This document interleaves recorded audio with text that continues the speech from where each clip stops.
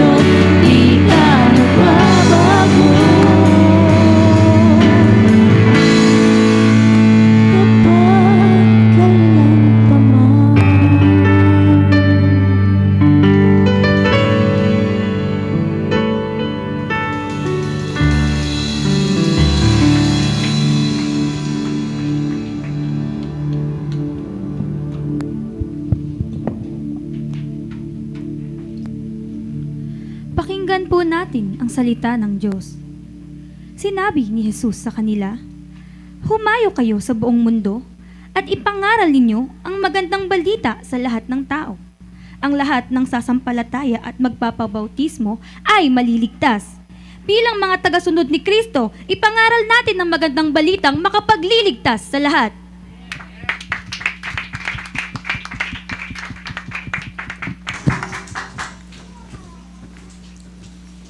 Tayo po lahat ay dumako sa diwa ng panalangin.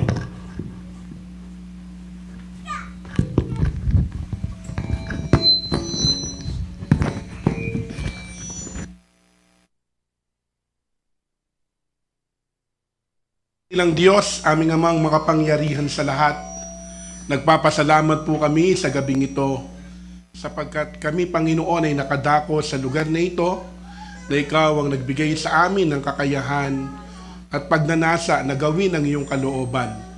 Dalangin po namin na magawa namin ang mga bagay na makapagbibigay ng kaluguran sa iyo.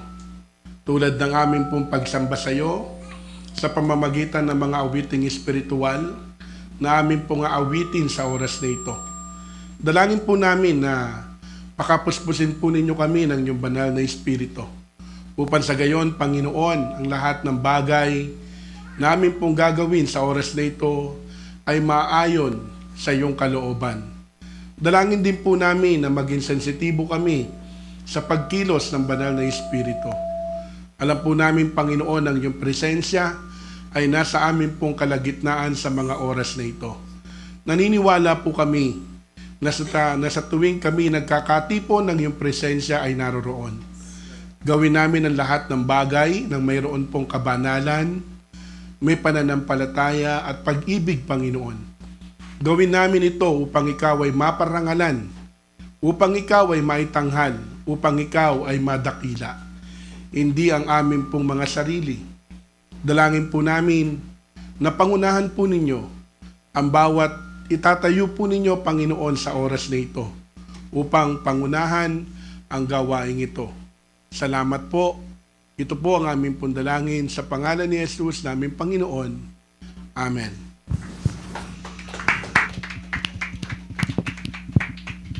Amen. Good evening, church. Sabi po na kinanta natin kanina sa prelude, sa bawat araw, biyaya mo ay laging nararanasan. Mga kapatid, we are already on the 358th day ng taon na to. We're 7 araw na lang po at matapos na ang taon, pero ang biyaya pa rin ng Panginoon ang siyang ating nararanasan sa ating pang-araw-araw na buhay. Alam natin na matapos ang taon, na tayo'y mananatiling matatag dahil ang pundasyon ng ating pananampalataya, hindi ang ating sarili, kundi ang Diyos na ating siyang sinasamba. At ang Diyos na yun na ating sasambahin ngayon at magpakailanman. Tayo po'y umawit.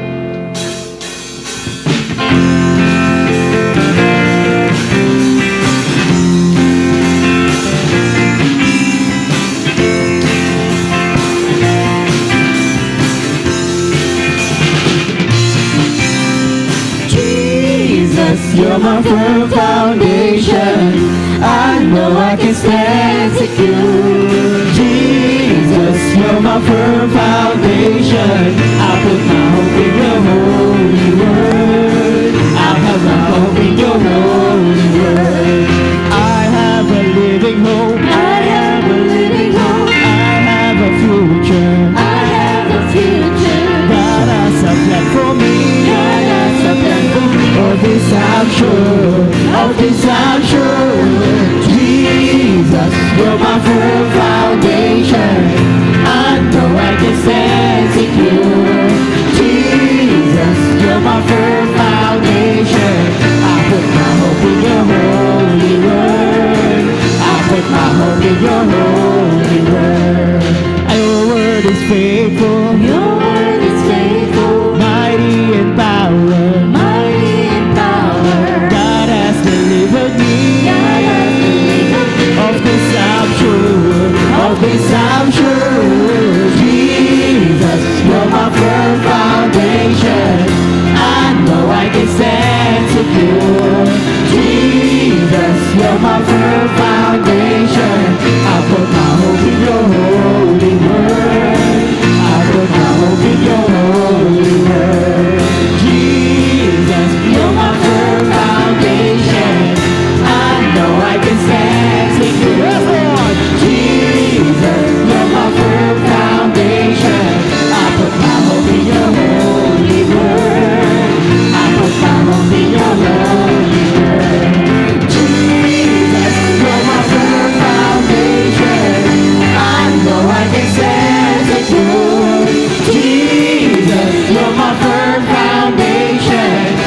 put my hope in your holy word. I put my hope in your holy word.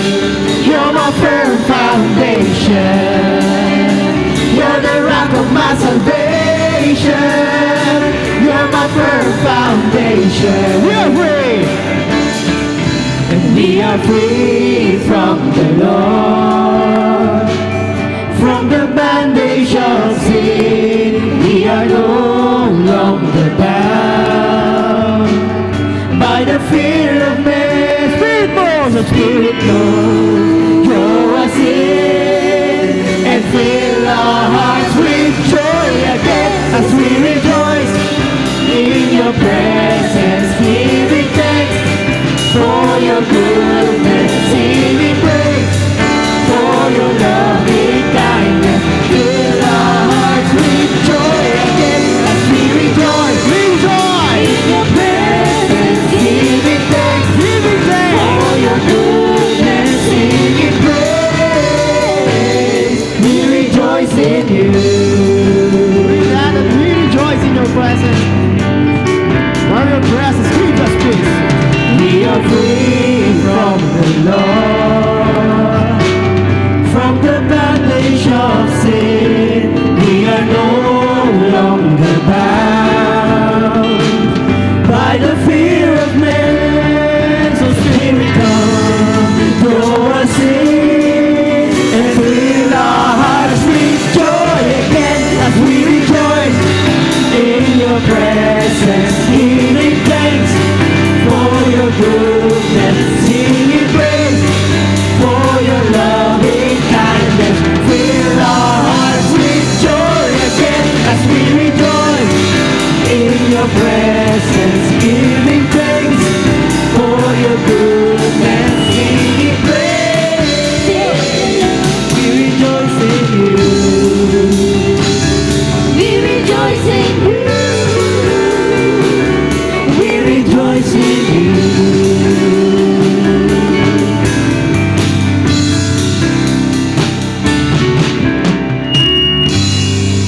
Thank you, Lord.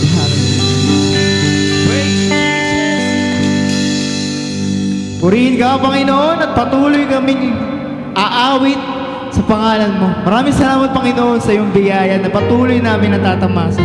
Sa pag-ibig mo na aming naranasan.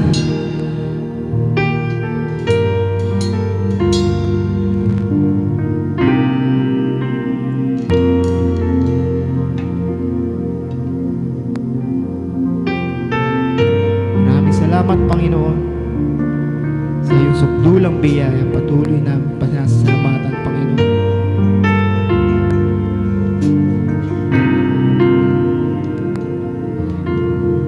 Yakap mo ako sa aking karumihan. Inibig mo ako nang di kayang tumbasan.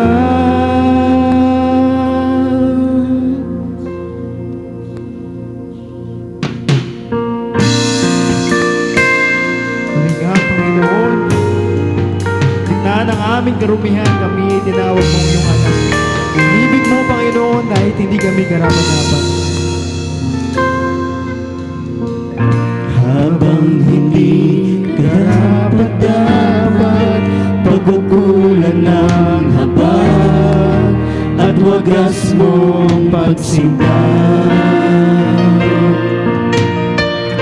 Habang walang kakayanan, masuklian ka na mabuti sa lahat mong ginawa.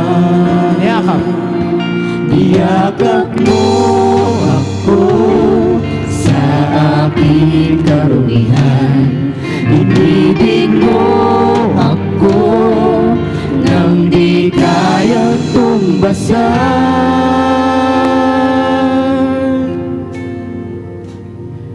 O Diyos ng katarungan at katwiran na kahit minsan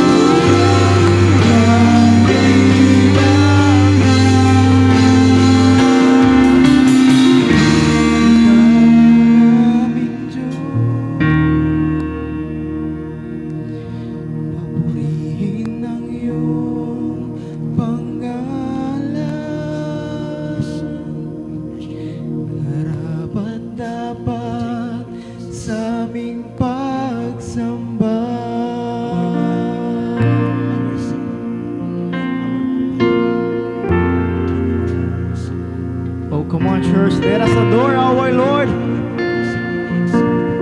For He is our Lamb. He is our Redeemer. He is our Savior, our Messiah.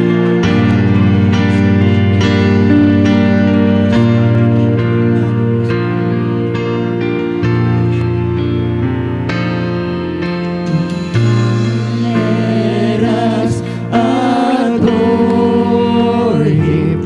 Oh, come, let us adore Him. Oh, come, let us adore Him. He is Christ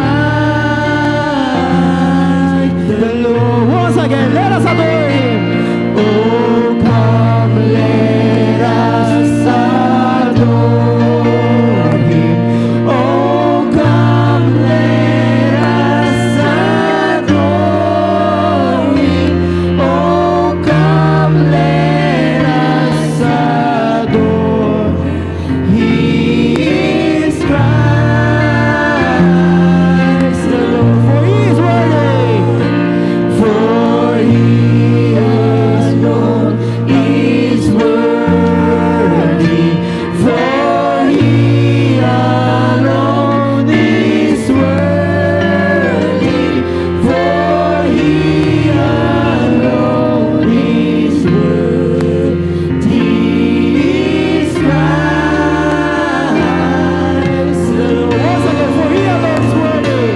For He alone is worthy. For He alone is worthy.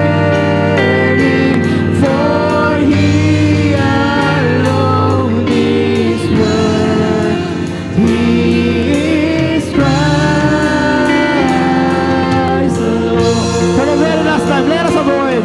Oh, come, let us adore Him. Oh, come, let us adore Him. Oh, come, let us adore Him. He is Christ the Lord. Si Jesus daw ba ang Panginoon? Si Jesus ay karapat-dapat papurihan. Maraming salamat, Panginoon. Dahil kami ay tinawag na anak. Salamat, Panginoon, sa iyong sukdulang biyaya. Puri ka.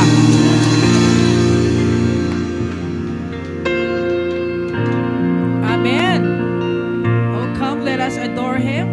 Salamat sa sukdulang biyaya ng Diyos sa atin. At in response sa Kanya pong sukdulang biyaya niya pa rin po ang nagpadako sa atin sa lugar na ito. Yan. Salamat po sa presensya ng bawat isa. Nakapagpuri po ba ang lahat? Yan. Because God deserves all the praises and the glory. Kumusta po ba ang bawat isa sa atin ngayon? Wala pong pasok, tama? Walang pasok pero mas maraming trabaho sa bahay. Amen. Pagod daw, no? So, salamat po sa bawat isa na narito. Sa kabila ng kabisihan ng ating pong paligid, ng buong mundo siguro, no? Pero ako po ay, galing po ako ng South Korea, pero hindi sila gano'n nagsa-celebrate ng Christmas. In fact, very few yung makikita mo mga Christmas carols, yung mga parol, bihira, mga lights lang.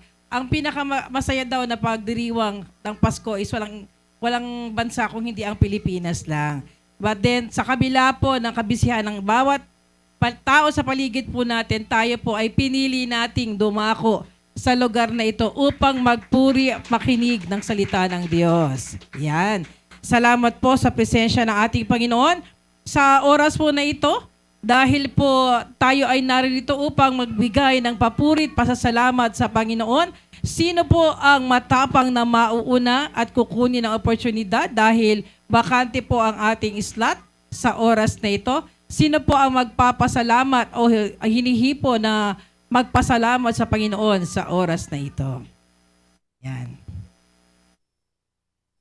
Okay, si Brother Ezra daw. Yan.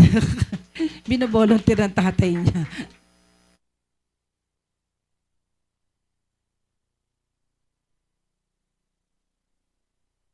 Po, good evening everyone. Nagpapasalamat ako sa Panginoon sa opportunity na volunteer, pastor. Ang pinagpapasalamat ko po talaga sa Panginoon is yung courage na makapagpahayag sa isang tao noong last 2 weeks ago, I believe. Sa mga nasa evangelism team na GC, malamang na nakita nyo na yon. Pero I want to share sa lahat kung ano yung nangyari in an attempt, kahit hindi pumunta yung in-evangelize ko or hindi pa pumupunta yung in-evangelize ko. I just want to share it sa lahat para maging kalakasan sa inyo sa pagpapahayag rin naman sa labas. I just want to preface this by saying na hindi ako magaling magturo whatsoever. Pero sa biyaya lang talaga ng Panginoon kung paano ko siya napagtagumpayan that time. So, ang storya was, papasok po kasi ako ng trabaho that time. Tapos nagbabasa ako ng Bible that time. Nagbabasa po kasi ako ng Bible, papasok at pauwi. Kasi ayun na halos yung magiging free time ko. And medyo mahaba pa naman ang biyahe ko palagi. So, dun ko nilalaan yon. Tapos, nakatabi ko si brother. Nakalimutan ko yung pangalan niya. Si Brother John. Nakatabi ko si Brother John sa jeep. Tapos, tinanong niya ako, Brad, Kristiyano ka ba? Sabi sa akin. Sabi ko, bakit? Kala ko kasi pick-up line. Yung wala, hindi, kasi nakita ko nagbabasa ka. Sabi sa akin. Opo, Kristiyano ako. Tapos, tinanong, matagal ka na sa church? Ako, sobrang tagal na ho. Hindi nyo iisipin. Mga 23 years na ako sa church. Sabi ko sa kanya. Ilan taon ka na? 23 din po. Doon ka talaga lumaki sa church. Opo. Doon ka tumanda sa church. Tapos, to cut the story short, si Kuya John was a backslider as he described himself. Lately, naging backslider si Kuya John. Natigil kasi siya ng napakaraming taon because of guilt ng kasalanan na nagawa niya. So, ang sabi niya kasi, for a long time, simula nung kabataan ko, dumadalo na talaga ako ng simbahan. Ang kaso lang, there was this one time na parang nagkasala ako sa Panginoon, and then one thing led to another. Nagkasala ako ulit, then palala ng palala. And then at one point, sabi niya na nakakahiya nang lumapit sa Panginoon after that. Kasi ang ano niya is parang wala na siyang mukhang maihaharap sa Panginoon. Tapos sinabi ko na lang sa kanya that time was kung ang Panginoon ay ever loving God at pinatawad lahat ng kasalanan na ginawa ng sanlibutan, that includes yung mga kasalanan niya na ginawa at gagawin pa. Kasi para doon namatay si Kristo eh. Para sa kasalanan niya, para sa kasalanan natin. At kung yung kasalanan na yon, yung yung mag-iisip sa kanya na, ay, hindi na ako karapat-dapat sa Panginoon, you're almost overwriting yung grace na ipinagkakaloob na nga sa'yo ng Panginoon. And all you need to do is to accept Him. Sabi ko, Kuya John, tatanong ko na lang kung natanggap mo na ba si Yesu Cristo bilang tagapagligtas mo? Sinabi ko sa kanya. Tapos sabi niya na, naniniwala naman ako na si Jesus ang tagapagligtas. Sabi ko, ang pag-ibig niya ay wagas para sa'yo. O sabi ko, naniniwala ako, nananampalataya ako, na after a long time na pagtigil ni Kuya John, church. At ngayon, sinusubukan niyang bumalik sa Panginoon. Hindi na naging aksidente na nagkasama kami sa isang jeep, magkatabi kami, at nagbabasa ako sa harap niya kasi hindi naman din ako madalas pumasok. So the odds and the chances na magkita kami was very slim. Pero nagpapasalamat ako sa Diyos for that chance na masabi ko sa kanya na hindi pa uli ang lahat. Kuya John. So, kung hinihimok ka ng Panginoon at talagang you wanted to get it right with Lord, sabi ko, andito lang yung iglesia namin. Kako, pinakita ko sa kanya yung Facebook, pinakita ko sa kanya yung address natin sa Google Maps. Sabi ko, picture mo kuya kasi para makapunta ka. Sabi ko sa kanya. Tapos sabi niya, oh sige, sige. Sabi niya kasi taga-Pahu lang din daw siya. So, sabi ko, ako, nananalangin ako sa'yo Kuya John na ang Diyos yung magdadala sa'yo.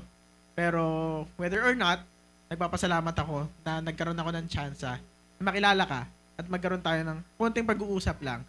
At sinabi ko sa kanya na sapat na nga yung pag-ibig ng Panginoon sa'yo at kailangan tanggapin niya lamang. Tapos, nagkwento na lang siya ng kung anong mga nangyayari sa buhay niya kasi kailangan ko nang bumaba. Kaya bumaba na ako. Pero, so basically, what I wanted to tell everyone was it's never a bad timing to tell about the Lord's goodness in our lives. There's no better chance to tell how good the Lord is in our lives than right now. So if ever na meron kang chance na makapagpatotoo sa bawat kapatiran, sa mga tao sa labas, kung gaano kabuti ang Diyos sa buhay mo, kung paano yung pag-ibig niya yung nagligtas sa'yo. Gawin po natin. Kasi life is short. Yun lang. 2 weeks ago, a week ago. Rapid Rapid mag 2026 pa. Sorry.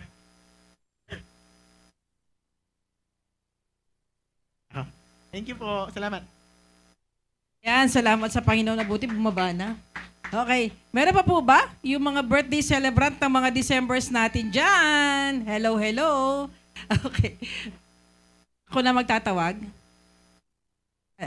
Si Nanay Sen. Ang birthday ni Nanay Sen. Yan. Gaganda ng mga December, no? Salamat. Baka napapa ko dyan. Salamat sa gabi. Ay, uli ako. Salamat ako sa Panginoon. Live na ako. At ang hinihiling ko na lang, hindi akong pagkalutan ng kung ano yung lakasan ko at ang ano yung pag-aplikado kalimot kasi kayo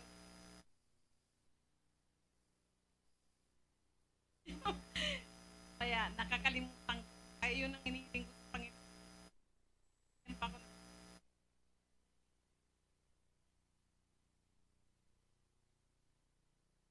Salamat ako sa Panginoon dahil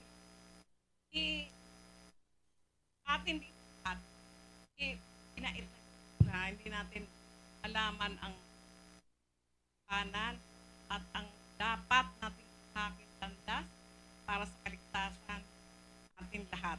Kaya nagpapasalamat ako.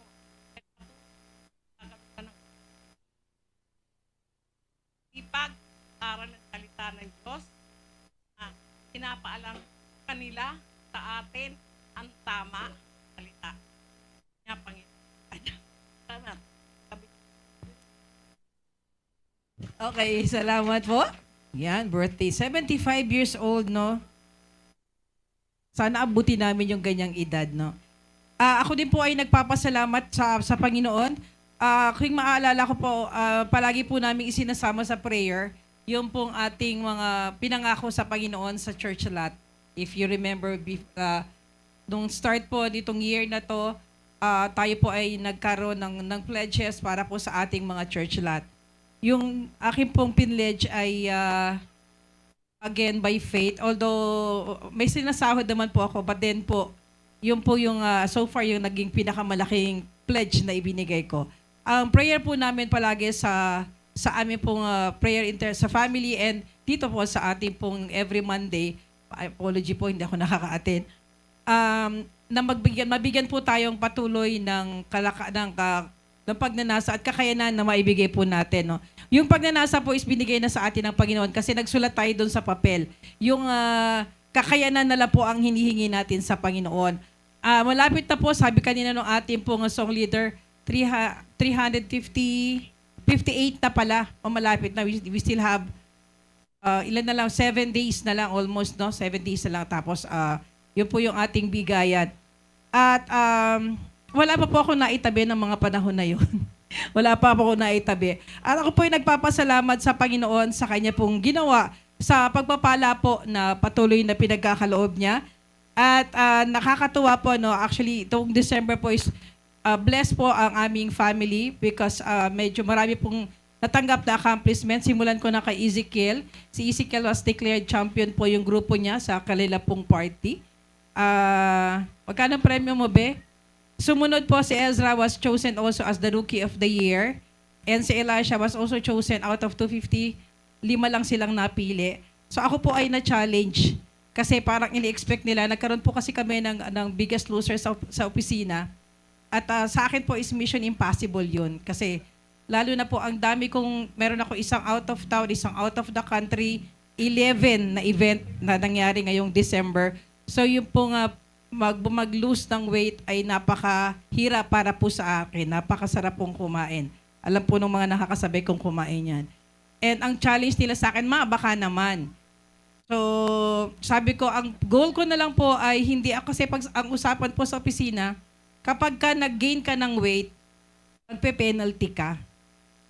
So, parang yun yung challenge. Yun na lang yung gusto kong abutin, yung hindi na lang ako ma-penalty kasi nakakaya naman yung biggest loser tapos nag-gain ka pa. So, hindi na po ako, sabi ko sa kanila, mission impossible na yun, hindi ko na ina-expect yun kasi, yun nga, sa dami ng napuntahan ko. But then, nag-try naman po ako kahit papaano. So, yun po, ang maganda pong balitang na-receive po, ako po ay first place. Ako po ay naging first place sa 70 kilograms category and I was declared biggest loser sa highest total weight loss in kilograms female category. So ako po yung nanalo, 'di ba? Nakakatuwa. So hindi na po ako nag-expect, pero ako pa po yung nanalo. At yung prize po na napanalunan ko dito, patang sama ng tingin nyo sa akin, parang walang nangyari, no? Kasi, ano pa po yung December 10 pa kasi nagtimbangan, so nadagdagan na po ngayon. Bumalik na yata. Yung prize po na natanggap ko dito, ay yun po ay ibibigay ko doon sa na-pledge kong church lot. Yan. Although hindi pa po kumpleto. Hindi pa po nakukumpleto, pero more than half na po yung naibigay ko. So I still have to work of it ngayon hanggang December 31. So, binigay po ng Panginoon binigyan po tayo ng Panginoon ng pagnanasa. Yung pong kakayanan ay pinagkaloob din sa atin ng Panginoon. So, yung blessing po niya is hindi mo talaga malalaman kung saan po nanggagaling. No? So, yung price po, sa mga gusto pong makaalang ng price, ang price po is isang 5,000, isang 10,000, at isang 2,005. Plus another 10,000 po na ipinagkaloob po sa akin. So, na-meet ko na po yung more than half po ng ipagkakaloob po sa Panginoon. So, I encourage everyone, yung pong mga naipa-pledge po natin, na hindi po tayo maging mayabang sa paningin ng Panginoon, na tayo po ay, nung nagsulat po tayo po ay nananampalataya, natutugunin po ng Panginoon ang ating pong mga pangangailangan, kasama na po ng ating pong mga ipinangakong halaga. Yan. Salamat po sa Panginoon. So, meron pa po ba na magpapasalamat sa ating po yan, Pastor Bong?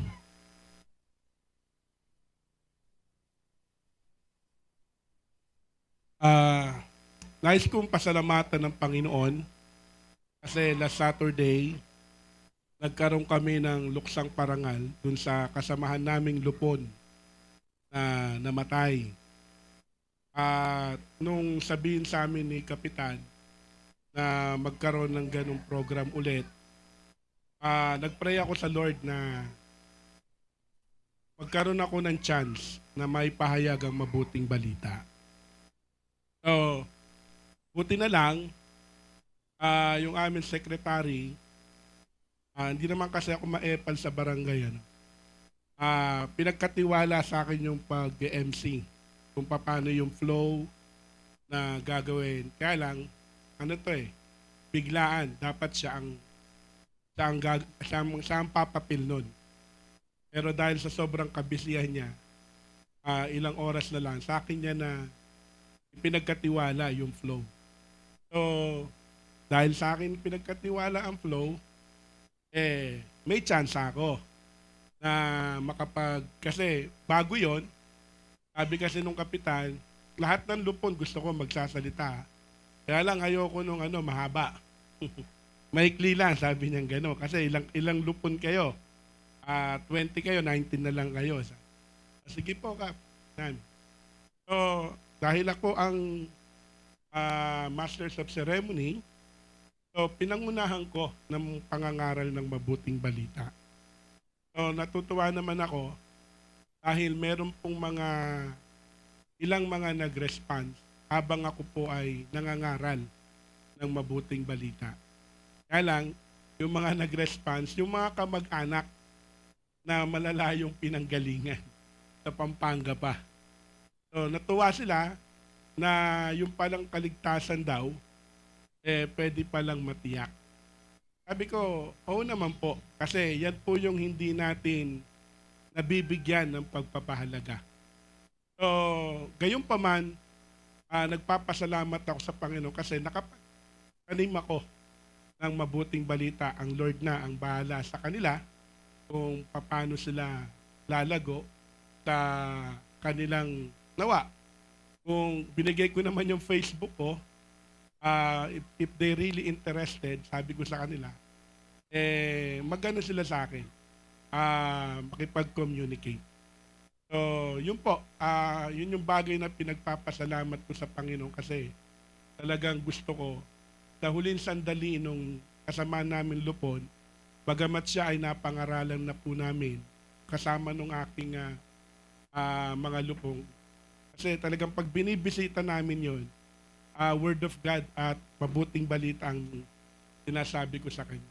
Kaya every time na dumarating yung sakit na kanyang nararanasan nung buhay pa siya, laging kaligtasan ng Panginoon ang aking sinishare sa kanya. Kung paano siya magkakaroon ng katiyakan sa buhay na walang hanggan. Sabi ko nga sa kanya, at least ano man ang mangyari sa iyo, yung katiyakan na alam mo makakasama mo ang Panginoon, malaking bagay yun. Malaking kapahingahan yun para sa iyo. Kaya magtiwala ka lang sa Panginoon, may magagawa ang Diyos para sa buhay mo. Hindi lang pang-spiritual ang Panginoon, kundi kaya ka rin niyang pagalingin. Ganon ang encouragement ko sa kanya palagi. No? So, dahil nakapangaral ako mabuting balita, nagkasakit ako. After that, kasi nung Saturday na yon, masama na talaga yung timpla ng katawan ko. Ngayon pa man, kabila ng masama ng timpla ng aking katawan, pinilit ko pa rin matuloy yung bagay na yon. Kaya, pag-uwi ko, gininaw na ako ng gusto. At saka sobrang pananakit ng aking katawan. So, nagpray ako sa Lord, sabi ko, Lord, pagalingin mo ako para bukas, makadalo ako ng gawain. Yun nga lang, hindi niloob ng Panginoon. Buong gabi magdamag, hindi ako nakatulog dahil pinanay-panay ako ng ubo. Si Mrs. nun, puyat din. Siguro nakatulog ako, umaga na, maliwanag na. Medyo napahinga na yung siguro medyo pa rin yung boses ko. Hindi ko alam kung ano yung nangyari sa akin. So, bagamat hindi ako nakadalo sa gawain, kinalulungkot ko yun. Bakit? Hindi ako nakabahagi dun sa communion natin. No? Na dapat nandirito ako dahil meron tayong communion. Kaya lang, sa sobrang sakit ng aking katawan at panay-panay ang ubo, ayoko kasing ma-distract kayo Pag panay-panay ang ubo ko No? Kaya, gayon pa man, nagpapasalamat ako sa Panginoon, pinagaling niya na ako. Ang prayer ko lang sa Lord, hindi na ako mausog, no? Na Nausog eh. Naniwala sa usog. Ayun po, salamat sa Panginoon sa kabutihan niya sa aking pong buhay. Yan, salamat sa Panginoon sa oras na ito. Tayo po ay dumako sa ating pong pagbibigay, sa ating pong offerings. Yan po ang ating means ng pagpapasalamat sa Panginoon sa mga biyaya po at kalakasan na ating pong tinatamasa pa-araw-araw. Tayo po lahat ay magbigay.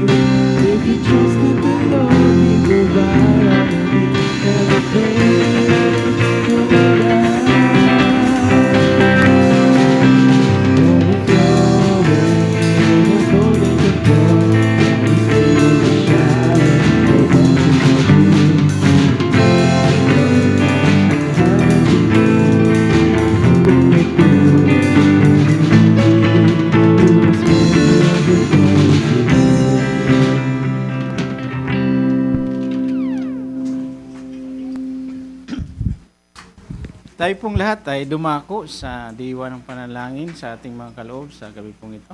Manaming Diyos na dakila at makapangyarihan sa lahat. Salamat pong muli sa mga kapatiran po namin na patuloy niyo pong idinako sa lugar na ito. Hindi lamang po sila makikinig ng iyong salita sa araw na ito, kundi sila rin po ay nakapagkaloob ng handog na kung saan masama yung handog sa iyong harapan. Naway patuloy mo silang pagpalain, O Diyos, at patuloy na bigyan ng kalakasan at karunungan sa mga hanap buhay na kanila pong ginagawa sa bawat araw.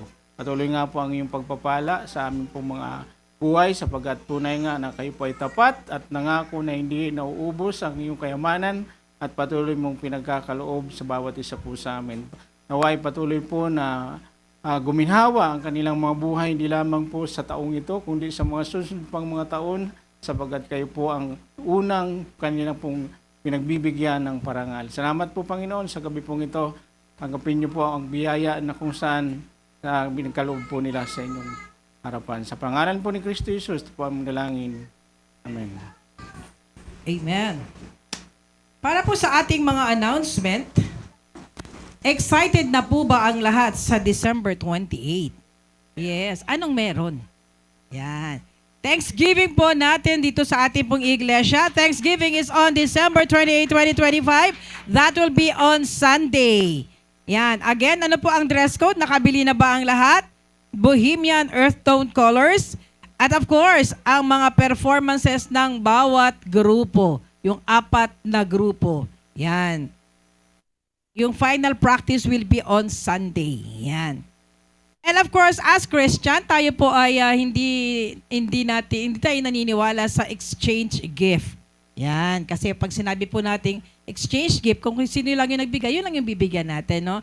But of course, tayo pong Christian, we encourage everyone na kung tayo po ay pinagpapala at nais po nating pagpalain din, lalo na pagpalain, tayo po ay ini-encourage na magbigay po o magkaloob ng mga regalo sa ating pong mga kapatiran upang ma-share po yung ating mga blessings. And of course, sa ating leaders and fellow members as a gesture of love and appreciation to them. Parang automatic naman nun. Parang ang sarap pagbigay lalo na pagka po pinagpapala ka. And challenge po sa bawat isa na kahit wala kang pagpapala is still magbibigay ka pa rin. And of course, sa food po natin, kung gusto po natin, we encourage na lang, wag na yung gusto. We encourage everyone to bring extra food. Yan. Pwede pong magdala ng lechon, samahan po ng losartan. Yan, samahan ng losartan. Samahan din ng tsaa para hindi po, no? Pwedeng maglechon, pwedeng chicharong bulaklak, crispy pata. Ang sarap nun, Pastor. Yan, ang sarap nun. Huwag kalimutan ang losartan after po ng breakfast. Sagot na po ni Pastor Bong yung losartan. Alright, and of course, yung January 1 po natin, wala po tayong service because to give way po sa ating po mga kapatiran na most ay out of town at mga puyat din dahil sa pangyayari ng December 31 ng gabi. And our first service for the year will be on January 4, 2026. Yan, so let's start the year right by attending our first service on January 4 and that is Sunday. And kasama po niyan, we're going to have our General Assembly follow after the service. At syempre po dahil tayo ay magtatagal dito sa church, dito po tayo magla-lunch. Lahat po ng matitira po nating pagkain ng December 31, ng January 1, January 2, January 3, i-freezer lang po natin yan at ipapainit po natin yan dito. Tiyak yun. Marami po yan kasi yan po ang ating pagsasaluhan. Sana no, hindi pa tayo mauhumay sa pagkain ng mga panahon na yan. So of course, so yun po ini-encourage natin na magdala po tayo ng pagkain on January 4 para po sa ating salo-salo in preparation sa ating pong General Assembly kung ano po yung ating mga gagawin at tatahakin for the year 2026. And of course, so take note din also, meron po yatang in-email sa inyo, si Deacon Kel. And to give further announcement on that, let me call on Deacon Kel. Magandang gabi po ulit mga kapatid. Meron po tayong ongoing ngayon na nomination para sa tinatawag po nating Bernabe Award. Meaning po ay, sino po nakakilala kay Bernabe? Barnabas in English. Pero mukha kasing Barabas kaya Bernabe. Acts 4:36 po ito ang sabi. Ganon din ang ginawa ni Jose na isang Libitang ipinanganak sa Cyprus. Tinatawag siya ng mga apostol na Bernabe na ang ibig sabihin ay tagapagpalakas ng loob. Sa ASD version. Ngayon po, gagamitin po natin ang opportunity to exhort din naman yung kapatiran na nakapagpalakas sa atin for the whole year. So, a short description for why ka na-exhort ng kapatiran na yon. Take note po, isa lang po ang pwedeng iboto at isa lang po ang boto. So, yung nagtatlo po, mag-usap po tayo. So yun po, nawa po ay magamit din itong program for us to be encouraged na magpalakasan din naman sa tuwing tayo ay dadako sa presensya ng Panginoon. And this is a trophy na may alay din naman natin sa Panginoon. Yun lang po. Hindi po ako na-inform na isa lang yung iboboto. Mag-i-edit ko pa sana yung boto ko kasi 3 lang yung naiboto ko, dapat 5. Sana na lang, Deacon, parang i-categorize na, nag-suggest. Okay. So yun po, sino na po yung nakapag-boto na po? Taas na po yung kamay. Marami pang hindi nakasama, nakasen yung Deacon. Sorry po. Pahabol. For update po, may 7 na po na boto at may 7 din pong nominees. So lahat po ay different entries. Okay, sino po yung mga hindi pa nakakaboto para ma-assist po kayo? Kasi kanina inassist ako ni Sister Joanna sa likod. Kung gusto po ninyong magpatulong, lalo na yung mga medyo senior na, hindi naman tayo ganun kateki, lapit po kayo sa likuran after the service para po i-cast ang inyong vote. Yan. So, importante po yun kasi that will be on Sunday na po yung ating yatang awardee if I... Okay. Sige po, later po wag ngayon, later po, after po ng service.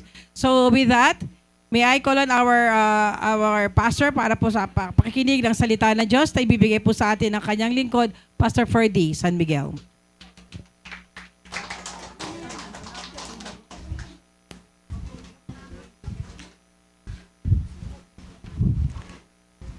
Tayo po ay magsitayo bilang pananalangin sa ating Panginoon. Ama naming Diyos na makapangyarihan, patuloy na kami po ay dumudulog sa inyo pong presensya at sa pamagitan po ng inyong banal na Espiritu ay turuan po ninyo kami ng mga dapat po naming gawin sa aming pong pananampalataya na inyo pong ipinagkaloob na dapat po naming palaguin habang kami po ay narito sa lupa. Salamat po sa inyo pong biyaya sa pangalan po ni Jesus, naming Panginoon. Amen.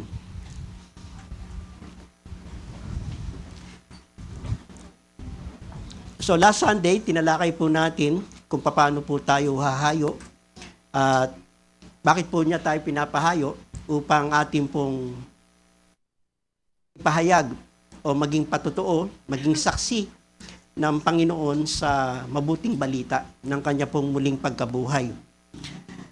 So matapos po nating ipahayag sa kanya ang mabuting balita ng kaligtasan, maaari po nating itanong muli sa kanya sa ating muling pagkikita. Kamusta na? Na patuloy mo bang pinag-isipan yung mga napag-usapan natin tungkol sa pagkakaroon ng buhay na walang hanggan sa pamamagitan ng pananampalataya sa Panginoon? At kung sinagot niya na ito na oo, maaari mong muling ibalik ang usapan tungkol sa mabuting balita. Subalit hindi po tayo natatapos na gawing alagad ng Panginoon ng lahat ng bansa sa pamamagitan lamang po ng pagpapahayag ng mabuting balita ng kaligtasan. Dahil ang pagiging alagad po ng Panginoon ay nangangahulugan ng pagsunod sa kanya pong kalooban. Ang sabi po ng Panginoon, kayo'y mga alagad ko kung sinusunod ninyo ang aking mga utos. Kaya nga po ang isa sa mga unang hakbang kung paano pong masunod ng isang tao ang Panginoon ay yung pong binanggit sa Matthew chapter 28 verse 19. Ano po yun? Doon po sa susunod na mga pangungusap, ang sabi po ng talata, bautismuhan nyo sila sa pangalan ng Ama at ng Anak at ng Espiritu Santo. So, kinakailangan daw po natin silang bautismuhan. Now, ano po ba ang ibig sabihin ng bautismo? Ang bautismo po, mga kapatid, ay isang tipan, covenant, sa pagitan po ng Diyos, ng tao, at ng buong iglesia. So, ito po ay nagpapahayag ng pananampalataya niya sa harap ng mga tao. Kasi nung tinanggap niya ang Panginoon, personal po niyang ginawa iyon. Siya lang at saka yung nagpapahayag sa kanya ang nakakaalam. Pero pagdating po sa bautismo, pinapahayag po niya sa harap ng madla sa lahat ng tao na siya ay tagasunod ng ating Panginoon. So, yan po ay may kaugnayan doon sa sinabi ng Panginoon sa Mateo chapter 10, verse 32 to 33. Ang sabi po ng talata, ang sino mang kumikilala sa akin sa harapan ng mga tao, ay kikilalanin ko rin naman sa harapan ng aking amang nasa langit. Ngunit ang sino mang ikahiya ako sa harap ng mga tao, ay ipapahiya ko rin sa harap ng aking ama na nasa langit. Kaya masasabi po natin na ang bautismo po ay pagpapahayag natin sa harap ng mga tao na tayo po ay alagad o tagasunod ng ating Panginoon. Hindi po natin ito dapat ikahiya, kundi dapat po natin itong ikarangal at ikagalak dahil sa tayo po ay napabilang sa mga taong nagnanais na sundin ang ating Panginoon. So ito po ay pampublikong pag-amin, hayagang pagkilala na ikaw ay makasalanan at ang pagtanggap kay Kristo bilang tagapagligtas. Hayagang pagpapahayag sapagkat ito po ay kaiba sa personal na pananampalataya. Noong ipinahayag sa iyo ang mabuting balita, tinanggap mo yon. Okay?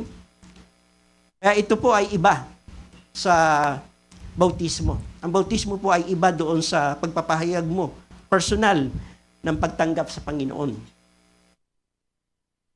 Hindi po nating ikinakahiya ang pagpapatotoo ng ating pong pananalig sa harap ng tao. So, ang bautismo ay isang anyo ang tinatawag po nating public confession. Yan po ay isang anyo. Yan po ay pagkilala sa pangangailangan ng paglilinis. Sa pamamagitan po ng pagpapabautismo, ipinapahayag ng isang tao sa harap ng publiko na siya ay marumi dahil sa kasalanan at kailangan niya ang paglilinis na galing sa Diyos. Okay? Na kinakatawan po ng tubig. Dahil yun po ang ibubuhos sa kanya, ibibisik sa kanya, sakaling siya po ay magpasya na magpabautismo. Ito rin po ay identification sa publiko pag-amin na ikaw ay kabilang na kay Kristo. Pinapakita mo sa lahat na ikaw ay nakipagkaisa na sa Kanya. So ito ay pangako rin. Ang bautismo ay pangako rin ng katapatan. Ito'y nagsisilbing formal na pahayag ng isang tao ay sumailalim sa otoridad ni Kristo at ng kanyang iglesia. Sa madaling salita, ang public confession ay ang pagsasabi sa mundo. Pagka ikaw ay nagpabautismo, you are saying to the world na ako ay makasalanan, na nilinis ng biyaya ng Diyos, at ngayon ay kay Kristo na ako. So that is what you are saying, that is what you are projecting kapag ikaw ay nagpabautismo. Kadalasan po kasi ang iniisip ng ilan, ang pagpapabautismo po ay paglipat ng relihiyon. O dili kaya ayaw po nilang magpabautismo ay dahil sa nung bata pa lang sila, ay binautismuhan na sila. So bakit kailangan pa silang bautismuhan uli? So we need to tell them kung ano po ang itinuturo ng salita ng Diyos tungkol sa bautismo. Sapagkat ang ating pong pananampalataya, mga kapatid, ay tinatawag pong reasonable faith. May reason kung bakit po natin ginagawa. Yung ating pong pagdako sa gawain, yung pong ating pag-awit, pagtaas ng kamay, pananalangin. What is the reason of that? Makita po natin yan sa Biblia. Okay? That is why Christian faith is a reasonable faith. Hindi po yun unreasonable. Hindi po natin siya pinaniniwalaan out of myth, alamat, o sabi-sabi ng tao. Meron po dapat yung basis. At ang pinagbabatayan po ng ating pananampalataya ay ang Biblia, ang salita ng Diyos. Nakinikilala po nating salita ng Diyos. Na ang Diyos ay nangungusap sa atin sa pamamagitan ng kanyang salita. At tinatawag po nating Biblia. Mga kapatid, ito po yung pinaka-wedding ring ng ating kaugnayan sa Diyos. Kapag ka po ang babae at lalaki ay nagpasyang magpakasal, meron po silang symbol na sila po ay kasal na. Ano po yon? Sinusutan po sila ng wedding ring. In a Christian life, ang wedding ring po natin is baptism. Okay? Yung pong pagpapabautismo. So yun po ang, because we understand the word covenant. Ano po yung pinakamalapit na sa ating panahon sa salitang covenant? Yung pong tinatawag na pag-aasawa. So tumapasok kayo sa kontrata, hindi kayo magkaano-ano, opposite sex kayo sa isa't isa, and yet nagpasya kayong maging isa. Okay?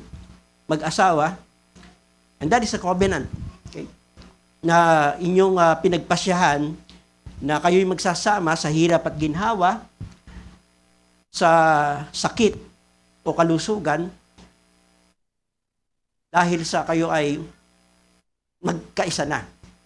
Hindi kayo pwede nang maghiwalay. At tanging kamatayan lamang sa scripture na makikita po natin ang siyang tanging magiging dahilan ng paghihiwalay na kung bakit kayo maghihiwalay dito sa lupa.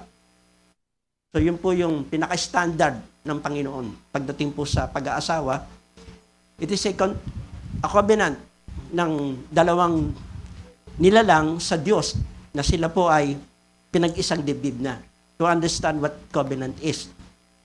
So ito po ay public confession, kaya ito po ay seryoso at formal. So matapos po nating maipahayag ang ebanghelyo at ituro sa kanila ang bautismo, so paano po natin gagawin ang bagay na ito? Sino po ang dapat na magbautismo? Meron pong ibang iglesia, hindi po sila nagbabautismo kung sila po ay miyembro lamang ng iglesia.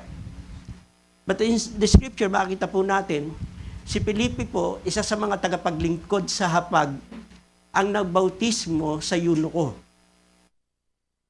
Hindi po siya apostol, hindi po siya pastor, hindi rin po siya matanda sa iglesia. Pero siya po ang nagbautismo sa eunuko. And si Ananias, isa sa mga devout na Hudyo. Sino po ang kanyang binautismuhan? Ang binautismuhan po niya ay si Apostol Pablo. Hindi po siya deacon, hindi po siya pastor, hindi rin po siya pare. But siya po ay nagbautismo sa isa sa pinakadakilang apostol na kilala sa Biblia. Walang iba kundi si Apostol Pablo.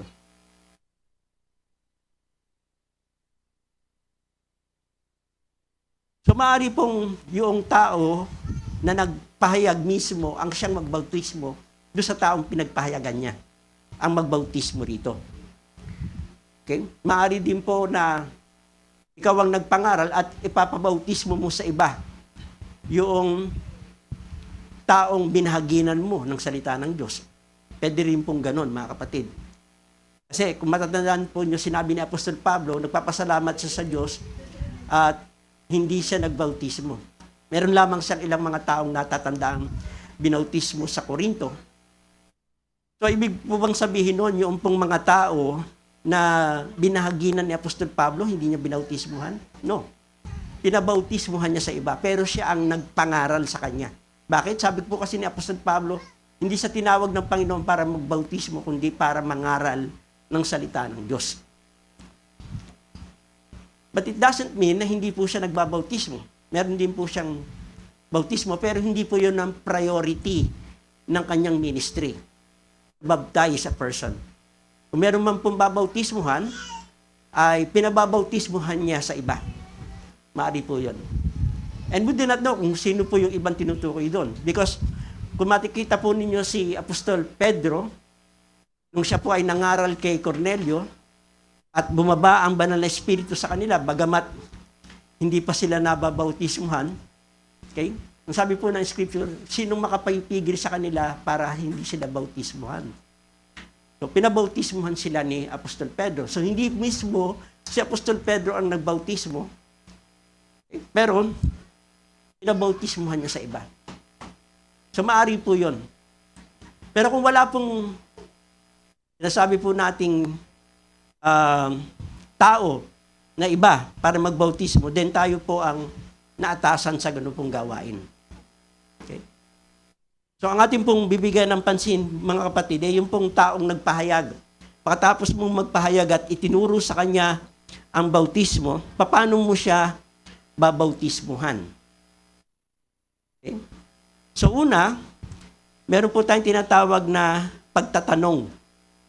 So, bago po isagawa ang bautismo, ang kandidato ay tatayo, magtatanong ang magbabautismo ng seryosong bagay na dapat po niyang sagutin ng opo o ito ay pinaniniwalaan ko. So, ano po yung tanong? Ang tanong po ay, buong puso ka bang sumasampalataya at naniniwala na si Jesucristo ang anak ng Diyos? So, dapat ang sagot po niya bago mo bautismuhan ang tao ay opo. O ako po ay naniniwala. Okay? Pag hindi po niya sinagot ng gayon, huwag mong bautismuhan. Bakit? Kasi titingnan po natin sa Gawa, chapter 8, verse 36. Gawa chapter 8 verse 36 hanggang 38. Habang patuloy silang naglalakbay, si Felipe at saka yung eunuko, nakarating sila sa lugar na may tubig. Sinabi ng eunuko kay Felipe, tignan mo, may tubig dito. May dahilan pa ba upang hindi ako mabautismuhan?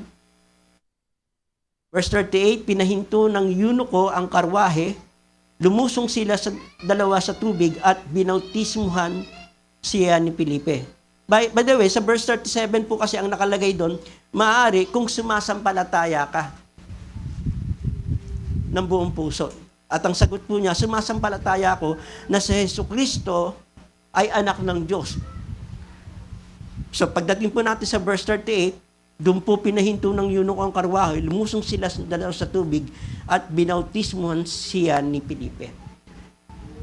So sino lamang po ang qualified na bautismuhan? Hindi po lahat ng tao dapat bautismuhan.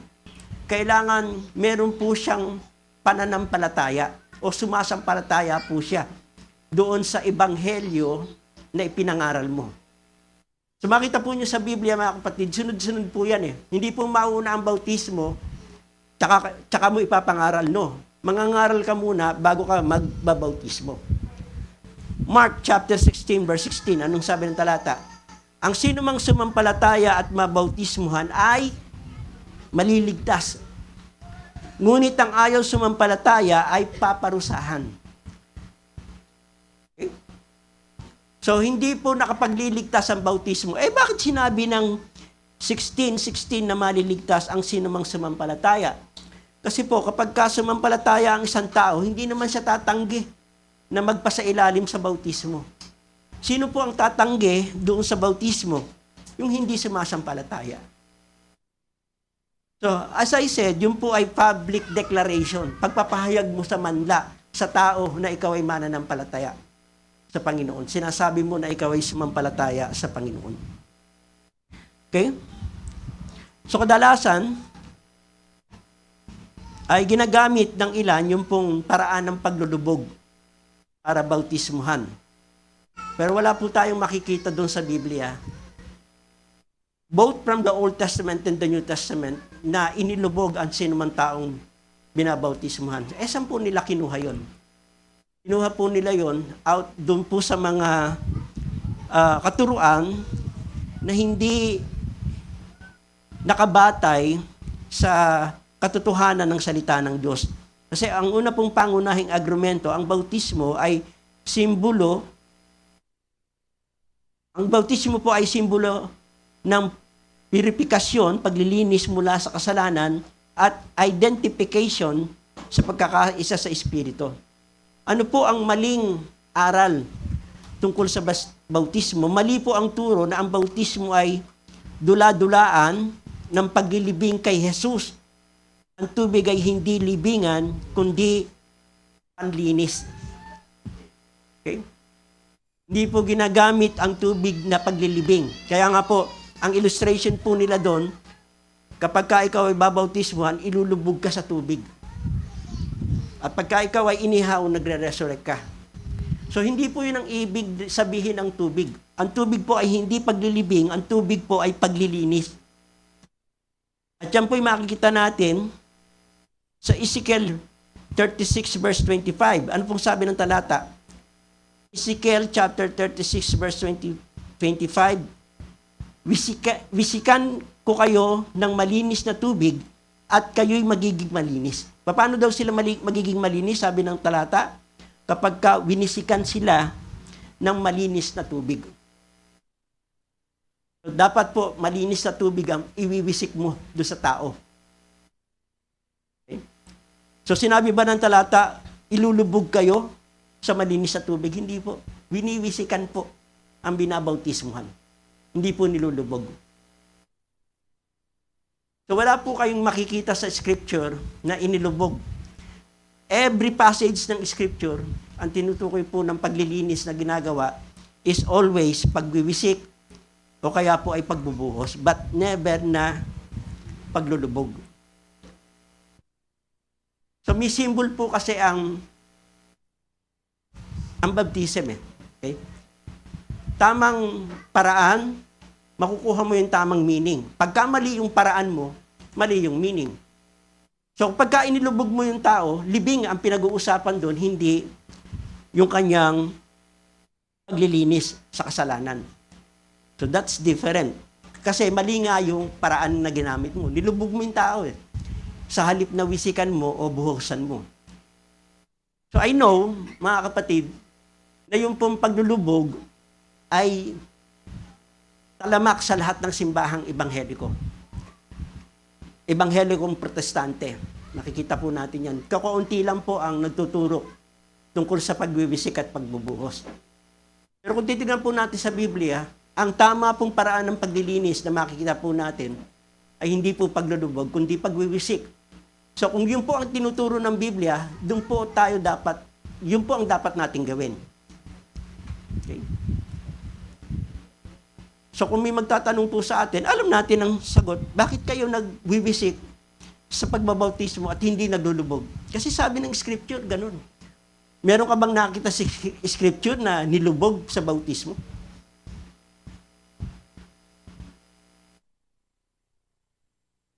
So wala po sa Biblia na ganun. So ano po ang tamang paraan? Either na pagbubuhos po o pagwiwisik. Ano pong kadahilan? Sa buong Biblia, ang banal na espiritu ay ibinubuhos, di ba? Or out. Mula po yun sa itaas, pababa sa tao. Pansinin po nyo, nung pong mangaral si Apostol Pedro sa Acts chapter 2, ano pong sabi niya? Magpabautismo kayo at tatanggapin niyo ang banal na Espiritu Santo. Di ba? Sabi po doon sa verse 37 ng talata, ay verse 39, okay? Ng Acts chapter 2. So, kung ang tubig ay simbolo po ng Espiritu, hindi po paglibing ha, ang tubig po ay hindi larawan ng paglilibing. Ang tubig po sa bautismo ay larawan po ng Espiritu Santo. Saan po nanggaling ang Espiritu Santo nung bautismuhan ng Panginoon? Sa itaas, hindi po sa ibaba. Okay? Na mangyayari po kapag binuhusan mo ng tubig ang isang tao, bababa ang tubig sa kanya, o kahit wisikan mo man siya, bababa ang tubig sa kanya. So yun po yung tamang meaning at paraan ng pagbabautismo. Para po maging tumpak yung simbolo. Kasi simbolo po ang baptism eh. Okay? So ang salitang Grego na bautismo ay galing sa salitang baptizo. Hindi po ito laging nangangahulugang ilubog, kundi ritual na paghuhugas ang tinutukoy po ng Biblia. Ang problem po sa iba, pagka nakarinig ng salitang bautismo, laging ang nasa isip nila, inilubog sa tubig. Hindi po. Sa Biblia po, hindi ganun. So, Old Testament pa lang, may bautismo na. Pero hindi po nila tinatawag na bautismo. Ang tawag po sa kanila ay paglilinis. Okay? Kaya sa Greek word po ng 9:6 ng Hebreo, iba't ibang uri ng paglilinis. Kaya kung itatranslate po natin yun sa Greek, different baptismo is. Kasi dapat baptizo, kundi baptismo is. Bakit mo is? Dahil sa iba't iba, maraming uri. Bakit maraming uri? Kasi maaari silang wisikan sa dugo, maaari silang wisikan sa pinaghalong tubig at saka abo, pwede rin silang wisikan sa pamamagitan ng langis. Okay? So, wala kang makikita sa Bible na inilubog sa langis, inilubog sa dugo, inilubog sa pinaghalong abo at tubig. Wala kang makikita. Sa paglilinis sa Scripture, ang ginagamit po nila ay pagwiwisik para linisin ang anumang gamit sa templo o sa mga tao. Okay? Kaya hindi po makikita sa Scripture yung tamang paraan ng pagbabautismo ay paglulubog. Dahil sa ang mga ito ay wag po nating kunin sa kahulugan ng salita. Okay? Kundi po sa kahulugan ng Biblia. Dapat po nating kunin. Sa ganun pong paraan. Kasi ang Biblia po ang dapat na mag-interpret ng kanyang salita. Hindi po ang modernong kahulugan ng salita. Kapag gayon po ang gagawin natin, magkakamali po tayo ng pagkakaunawa. Okay? So kung ang bautismo sa scripture ay paglilinis, hindi po yan. At sa paglilinis po sa scripture, laging ang ginagamit pong paraan ay pagbibisik, hindi po paglulubog. Kaya bakit ka maglulubog ng tao para bautismuhan? Ang tamang paraan ay bisikan mo ang tao. Kasi yun po ang paglilinis o bautismo sa scripture na tinuturo ng salita ng Diyos. Yung pong baptiso, nakahulugan po talaga ng salitang bautismo o baptiso in a modern translation is to immerse.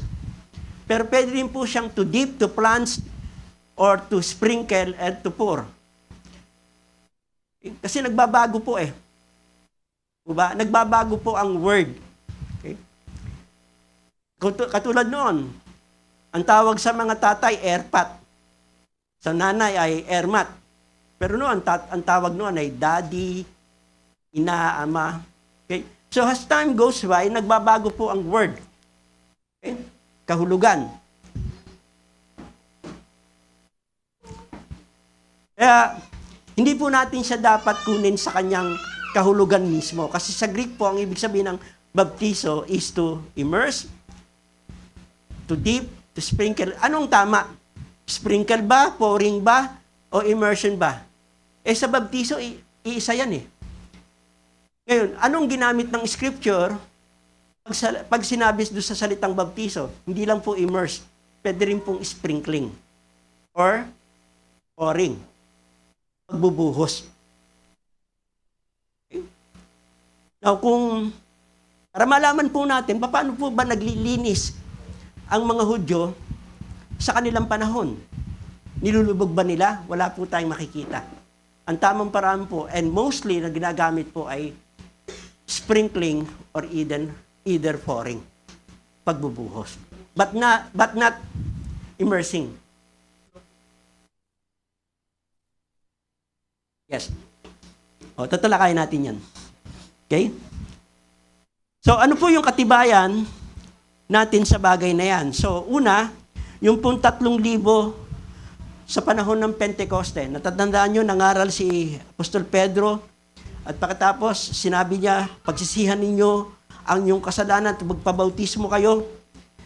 So, ilan po ang nagpabautismo? Marami pong tao doon, pero 3,000 lang po ang nagpabautismo. Okay?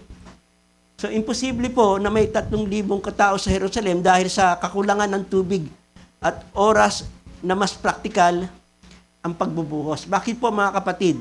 Dahil ang tubig sa panahon po na yon ay hindi po madaling kuhanin. Kukunin lang po nila yun sa templo, sa Pool of Siloam. Okay? Na ang nagmamay-ari ay ang mga pari at mga saserdote sa panahon na yon. So kung ilulubog noong mga alagad ng Panginoon na galit pa sa panahon na yon, kasi kamamatay pa lang ng Panginoon, di ba? Ilang araw pa lang po bang nangyari? 40 days. After 40 days na umakyat ang ating Panginoon sa langit, inutusan niya ang kanyang mga alagad na humayo. So, meron 3,000 na mapapabilang sa kanila. Hindi yun papayagan ng mga saserdote na ilubog doon sa tubig na siya rin ginagamit nila na paglilinis every time na ang pare o ang saserdote ay maglilingkod sa templo.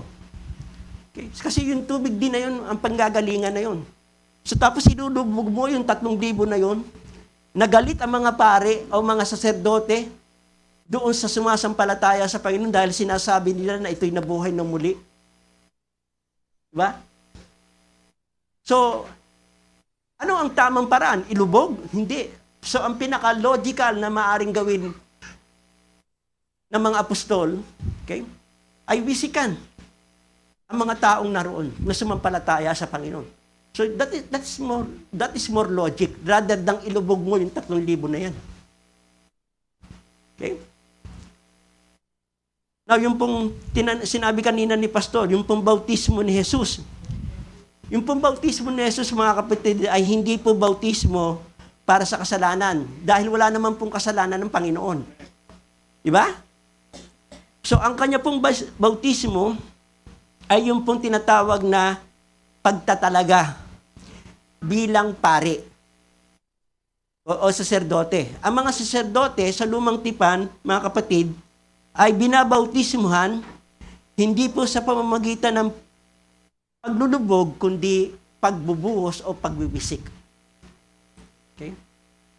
Kaya, hindi po kinu-question ng mga Pariseo si Juan nung siya po ay nagbabautismo dahil yung paraang ginagamit niya ay yun din pong paraang ginagamit sa Old Testament. Ang kinu-question po nila kay John the Baptist, bakit nagbabautismo siya, hindi naman siya ang Mesaya? Yun po ang question sa kanila. Pero yung paraang ginagawa ni John, paraan din po na ginagawa ng mga saserdote kung paano pong itinatalaga ang isang tao. At sa Bible po, makita po natin, pag itinalaga po nila ang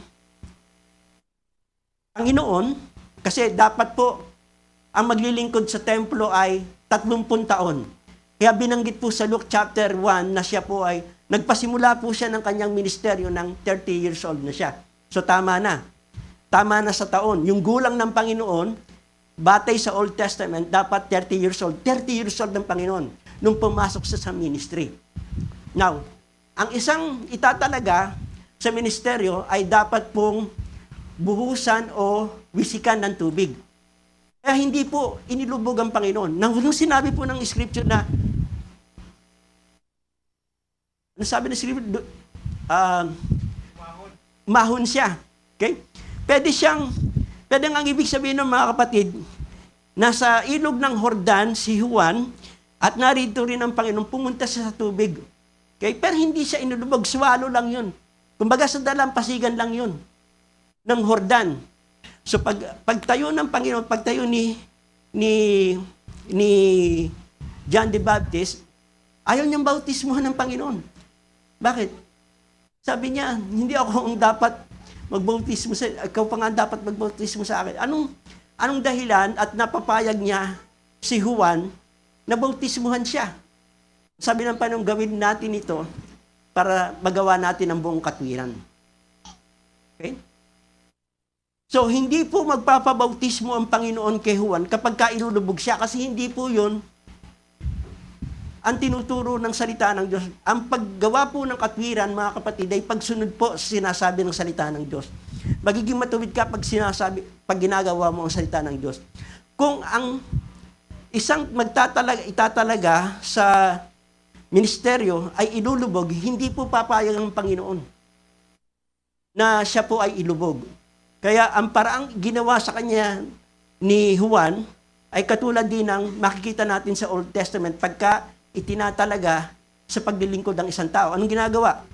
Siya po ay winiwisikan o binubuhusan. So maaring naroon na sa dalampasigan si Juan, pumunta ang Panginoon, umahon siya sa tubig. Okay? Para di ganito mga kapatid, sabihin natin, sa Tagalog kasi, meron ganitong salita Oy, umahon ka nga riyan sa hagdan, may tubig ba doon? Wala pong tubig doon. Ang ibig lang sabihin na umahon, doon sa salita na yun ay bumaba. Bumaba ka nga dyan sa hagdan. Pero ang ginagamit mo salita, umahon. So sa Biblia, anong ibig sabihin ng umahon? So umalis lang siya sa dalampasigan. Okay? Umalis lang siya sa dalampasigan. Pero hindi siya inilubog ni Juan. So bakit sinasabi nilang inilubog? Okay? Dahil lang doon sa salita na so yun lang po ang pinagagamitan nila. Dahil umahon sa tubig, ibig sabihin lumubog. So, ini-stretch mo yung salita. Hindi lahat ng umaahon, inululubog. Okay? Hindi po ganon. Paano nating malalaman na hindi siya inilubog? Kasi from the Old Testament, kapag kaitina talaga ang isang tao sa gawain, hindi sila inilulubog. Binubuhusan sila o winiwisikan. So yun lang po ang tama.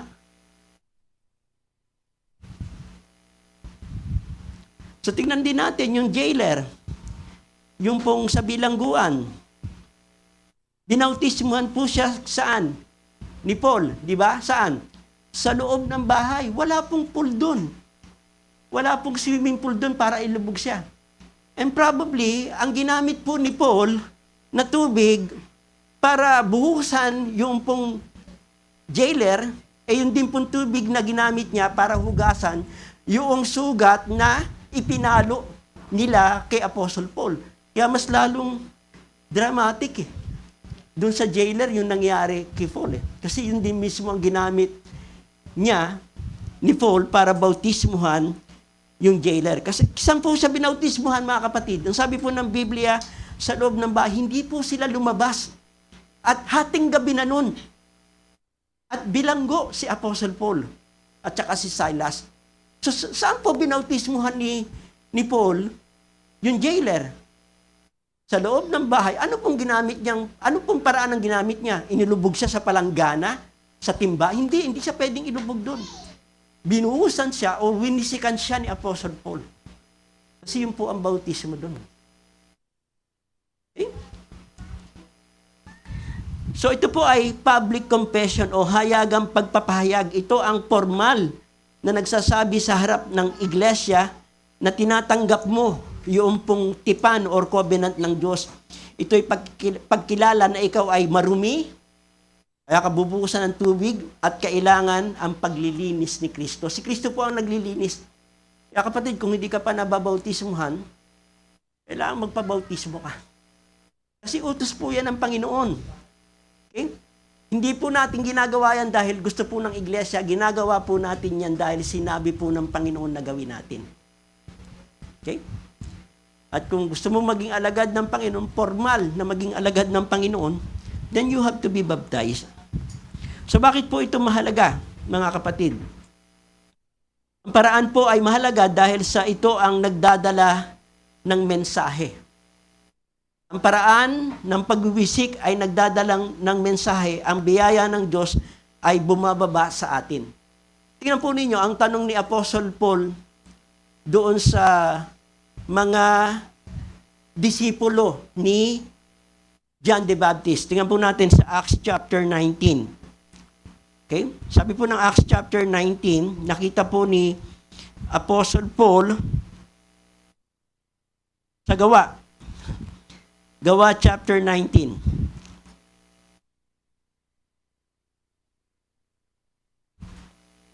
Habang nasa Corinto si Apollos, verse 1, tinahak naman ni Pablo ang dakong bulubundukin ng lalawigan hanggang sa siya makarating sa Epeso.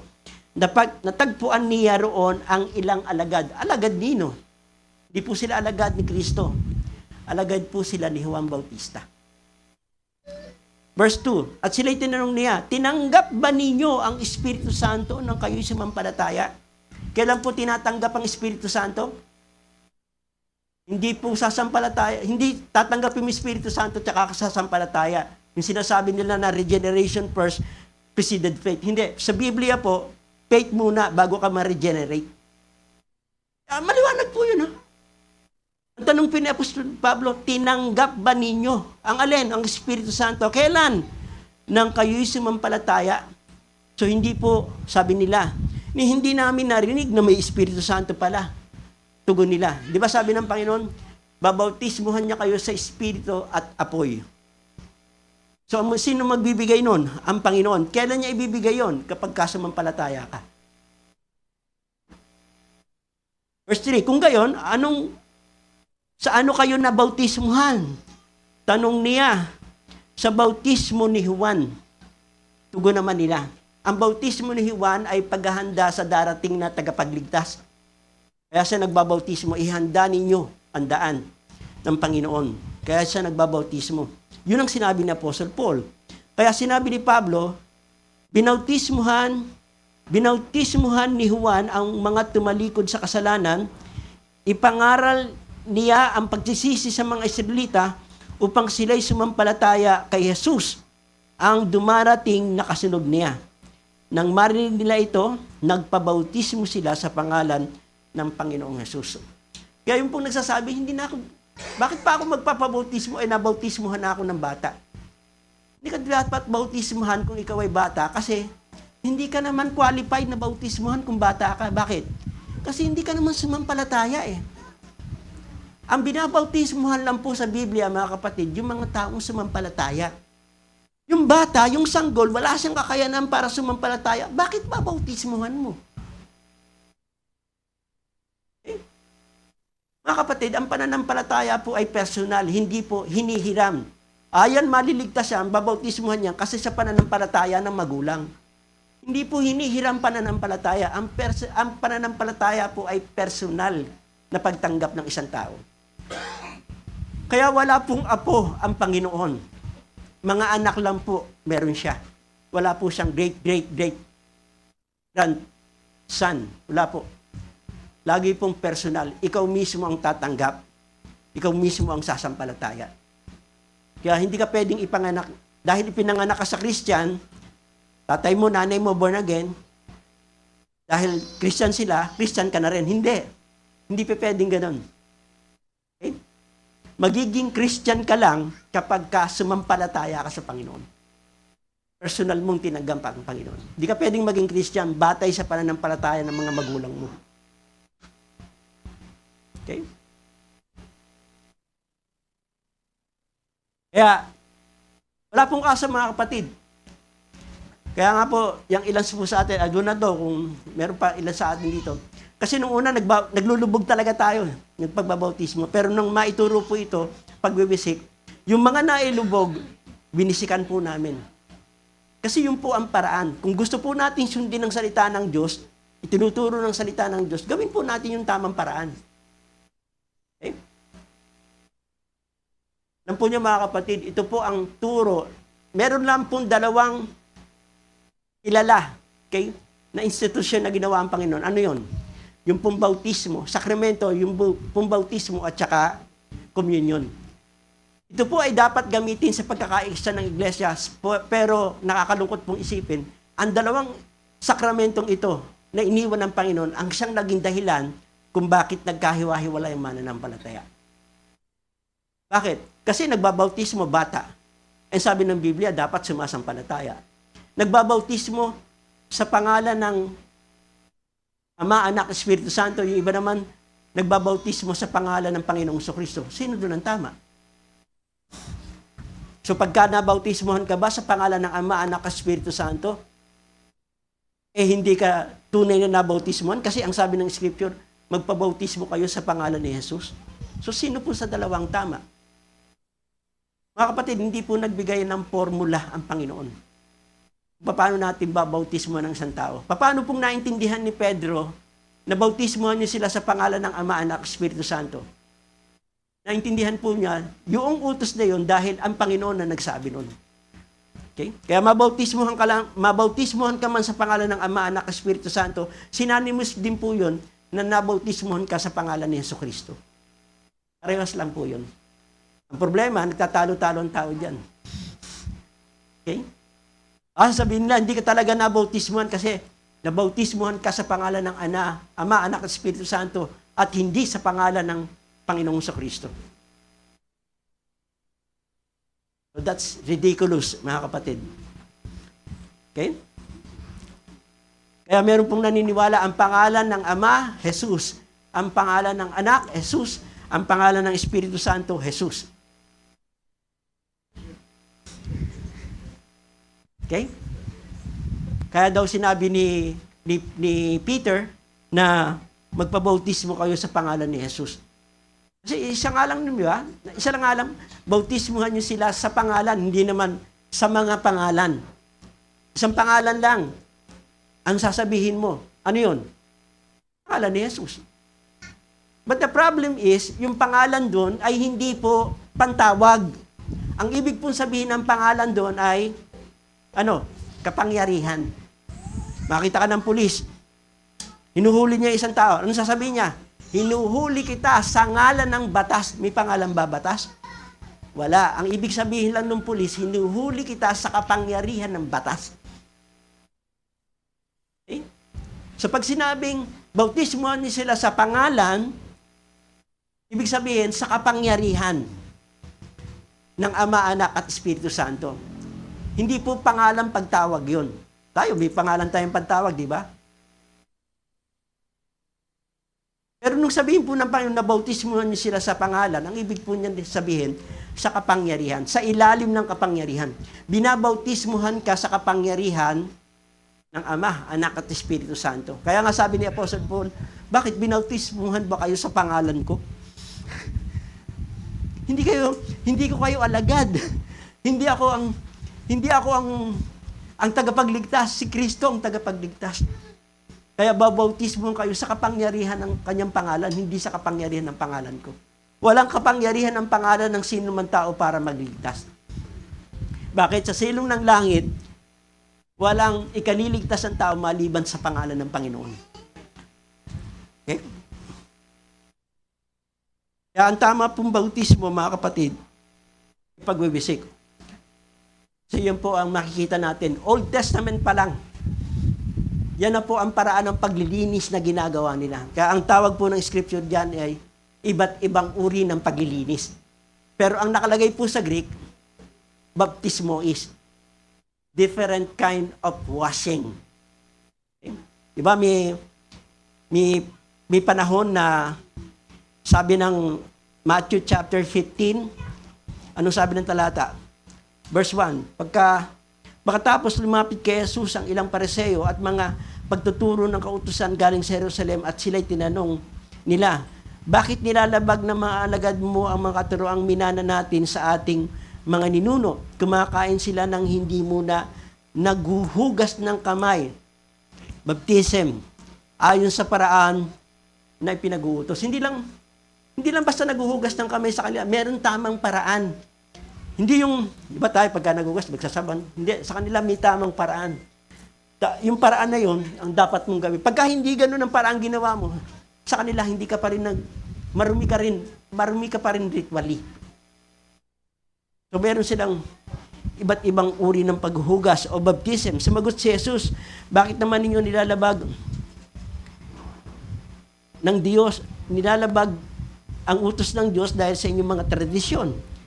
Sinabi ng Diyos na igalang mo ang iyong ama at ina. Now, ang salitang igalang dito, mga kapatid, suportahan. Hindi lang yung po at opo, hindi po. Igalang po rito ay to support ang iyong ama at ina, at ang sino mang lumait sa kanyang ama at ina ay dapat patayin. Ngunit itinuturo ninyo na kapag sinabi ng isang tao sa kanyang ama o ina, ang anumang maitutulong ko sa inyo ay iahandog ko na sa Diyos. Hindi na niya kailangan tulungan ng kanyang ama, pinawawalang kabuluhan ninyo ang salita ng Diyos, masunod lamang ninyo ang inyong minanang mga katuruan. Okay? So yung pong paglulubog ng isang tao para bautismuhan is a man-made tradition. Hindi po yan God commands sa atin. Kapag ka naglubog ka ng isang tao para bautismuhan, gawa lang po yan ng tao. Hindi po yan inutos ng Panginoon. Okay? Kaya sabi po ng talata, walang kabuluhan ang kanilang pagsamba sapagkat itinuturo nilang galing sa Diyos ang kanilang mga utos. So, kung paglulubog ang itinuturo ng Panginoon para magbautismo, maglubog tayo. Pero kung pagbibisik o pagbubuhos, magbuhos tayo at magbisik. Kasi ang tamang kahulugan ng bautismo ay may kaugnayan sa tamang paraan. Pagka mali yung paraan mo, iba rin ang mensaheng ipinaparating mo. So, ang banal na Espiritu Santo po, mga kapatid, ang siyang nagbibigay sa atin ng kakayanan para magawa po natin ang kalooban ng Diyos. In our own self, hindi po natin kayang gawin ang kalooban ng Diyos. It is only because of the Holy Spirit of God working in us, kaya po natin siya nagagawa. Pero paano po natin magagawa yan? Sabi po ng Scripture, tinanggap na ba ninyo ang Espiritu ng kayo'y sumampalataya?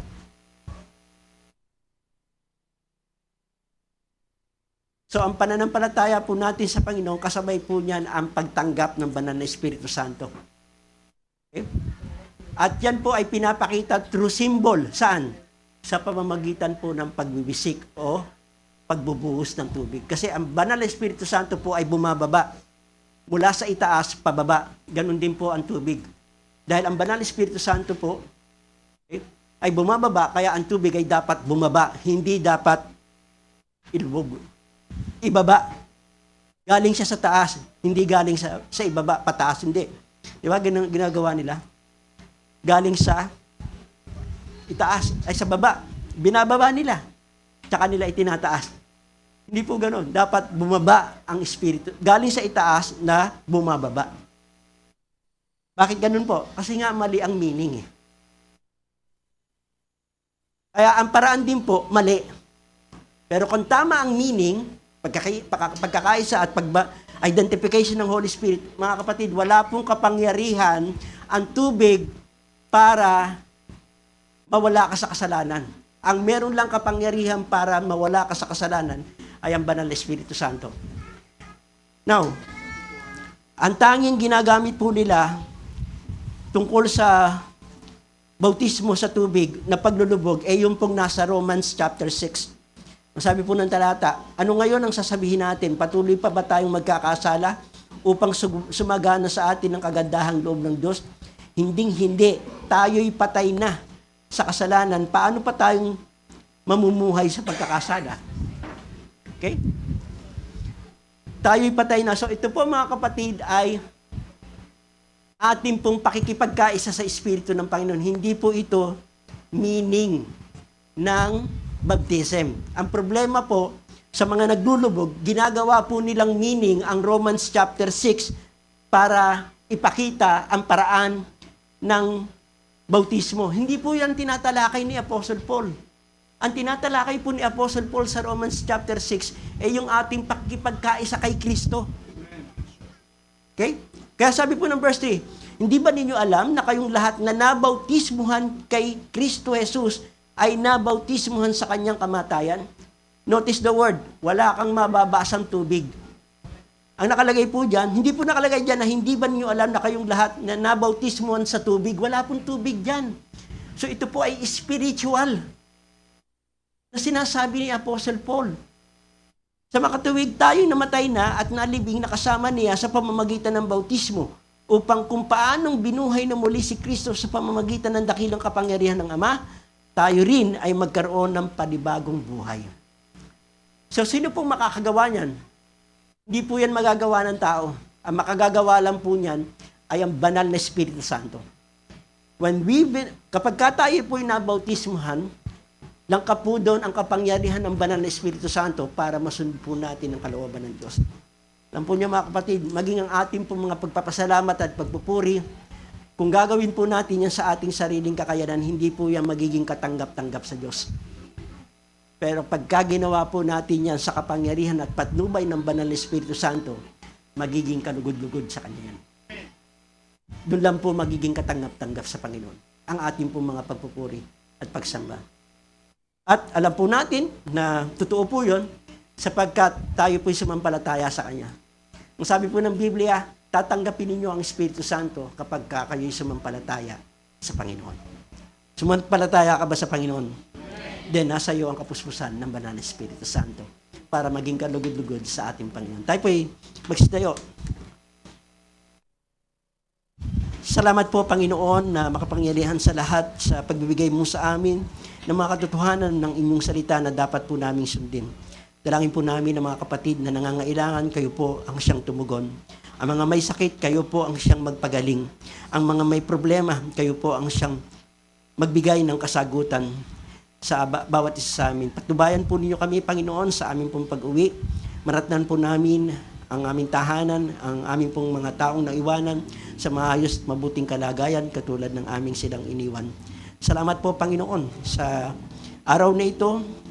Dalangin po namin na hindi namin gawin ang ginagawa ng mga taong makasanlibutan sa pagdiriwang ng inyong pong pagkakasilang. Ang pagkakasilang po ninyo, Panginoon, ay nagpapakita ng pagtupad mo sa iyong mga pangako na una pa man ang inyo pong ibinigay sa amin na dapat po namin ikagalak. Kaya naman sa oras na ito, Panginoon, hindi po ang aming sarili, kundi po ang iyong kagalakan, ang iyong kaluguran, ang siyang po naming hanapin sa mga araw na magdaraan.